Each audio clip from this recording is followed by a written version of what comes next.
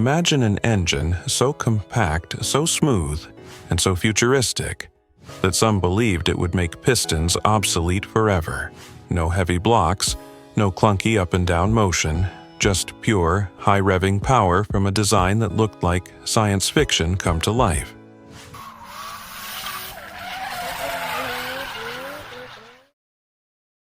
This was no dream, it was real. The Wankel Rotary engine. In the 1960s and 70s, automakers across the globe rushed to license it. Magazines declared it the death of the piston, and companies from Porsche to GM saw it as the future of driving. For a brief moment, it looked like the world was ready to abandon pistons altogether. But the same qualities that made the Rotary brilliant also made it fragile. And within a few decades, it went from savior of the automobile to a relic found only in niche sports cars. So, how did Mazda's Wankel Rotary go from almost taking over the world to vanishing into history? Today, we're diving into one of the wildest what-if stories in automotive history. Buckle up, this one's going to be good. It all began in the 1950s, when a German engineer named Felix Wankel set out to reinvent the very heart of the automobile. Instead of pistons hammering up and down inside a cylinder, his radical design used a triangular rotor spinning gracefully inside an oval-shaped housing. The idea was elegant, almost too elegant to be real. This engine promised the same power as a piston motor, but in a package that was lighter, smoother, and far more compact. Without pistons slamming back and forth, it could spin to incredible RPMs without tearing itself apart. And with fewer moving parts, engineers believed it would run cleaner, more efficiently, and with less wear. To automakers, it looked like a gold mine. The Rotary wasn't just another engine, it was the future. By the early 1960s, more than a dozen companies had lined up to license the design. Mercedes-Benz, Citroën, NSU, General Motors, even AMC. The excitement was electric. Trade magazines called it the engine of tomorrow.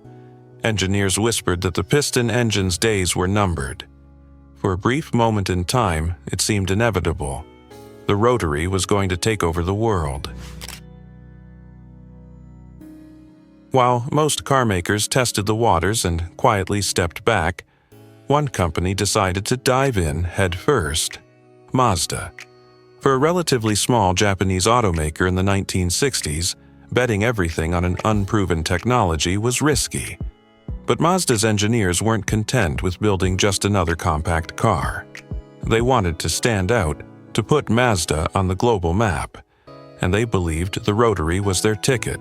The biggest problem? Apex seals. These tiny strips of metal had to keep the rotor sealed against the chamber walls. When they failed, and they often did in early prototypes, the engine quickly lost compression and died. For most companies, that flaw was a deal breaker. For Mazda, it was a challenge. Their engineers spent years experimenting, testing, and refining until they finally cracked the code. The payoff came in 1967 with the Cosmo Sport 110S, the world's first production rotary sports car. Sleek, futuristic, and powered by an engine that sounded unlike anything else on the road, the Cosmo wasn't just a car, it was a statement. Mazda had done what the giants couldn't, and the gamble worked. Through the 1970s, Mazda doubled down, putting rotary engines into everything from the sporty RX series to everyday family sedans. Buyers loved the smoothness, the high revs, and the compact size that gave Mazda cars their unique character. At one point, nearly half of Mazda's entire lineup carried a rotary under the hood. For a moment, it seemed like Mazda wasn't just chasing the future. They were the future. The Rotary's appeal was undeniable. Compact, lightweight, and free-revving, it could scream higher than most piston engines of its era. And it delivered a soundtrack unlike anything else. Drivers described it as part jet engine, part banshee howl. On the streets, it quickly found its champions. The RX-3 gave everyday enthusiasts affordable speed, while the RX-7 cemented its place as a legend: rear-wheel drive, razor-sharp handling, and a perfect balance of lightweight and power. For many young drivers in the 70s and 80s, it was their dream car, a machine that felt exotic without carrying a supercar price tag. Rotary fever even spread so far that Japanese police adopted rotary-powered cars, using their speed and agility to chase down offenders on the highways. And then came motorsport. Nowhere did the Rotary prove itself more dramatically than in endurance racing. In 1991, Mazda's 787B shocked the world when it roared to victory at the 24 Hours of Le Mans. That win was historic. Not only was it the first Japanese manufacturer to claim victory at Le Mans, but it was also the only rotary-powered car ever to do so. The wail of that four-rotor engine tearing down the Mulsanne Straight became an instant icon, etched into racing history. By the early 90s, the Rotary was no longer just an engineering curiosity. It had become a symbol of innovation, a badge of honor for Mazda, and proof that sometimes the underdog with a wild idea can change the game. At this point, the Rotary wasn't just a novelty, it was a revolution. But here's the problem. For all its brilliance, the Rotary had flaws that just wouldn't disappear. First, fuel economy. A Wankel might rev like a dream, but it drank fuel like a thirsty V8. In the 1970s, with oil crises shaking the world, efficiency became everything. The Rotary's thirst was no longer just quirky, it was costly. Second, emissions. Because of the way the engine burned fuel, Rotaries struggled to meet tightening pollution laws, especially in the US, where regulations became harsher every year. Carmakers could no longer afford to ignore the smog tests. And third, reliability. Even with Mazda's improvements, the Achilles heel of the Rotary never fully went away: the apex seals. They were the tiny components that kept the whole system alive, but they wore down fast. Owners adored their RX-7s, but too many also dealt with blown engines or rebuilds if maintenance slipped even slightly. The truth was harsh. The very qualities that made the Rotary so exciting, its high-revving nature, its unique combustion, also made it fragile. What looked revolutionary on paper started showing cracks in reality. And slowly, the dream unraveled. One by one, car makers that had once chased the Rotary backed away.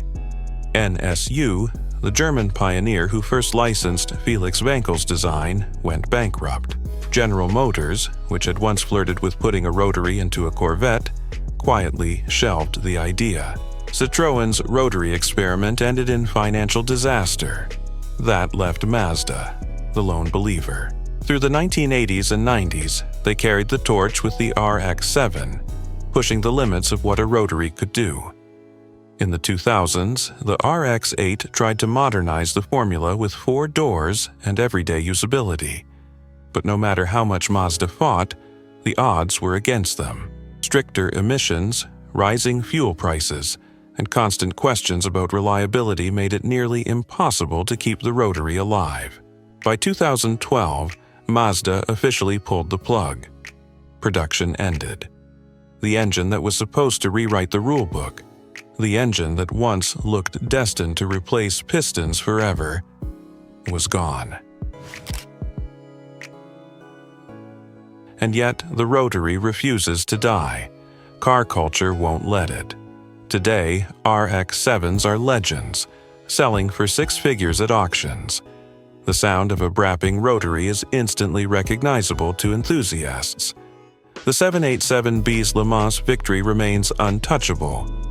And Mazda still teases us, showing Rotary concepts, even announcing its return as a range extender in electric cars. The Wankel may never have taken over the world, but it left behind something just as powerful: a legacy of daring innovation. It proved that sometimes the craziest ideas in engineering, the ones that break every rule, are the ones that inspire us the most. So the next time you hear that high-pitched buzz of a rotary, remember, it was almost the future, and in some ways, it still is.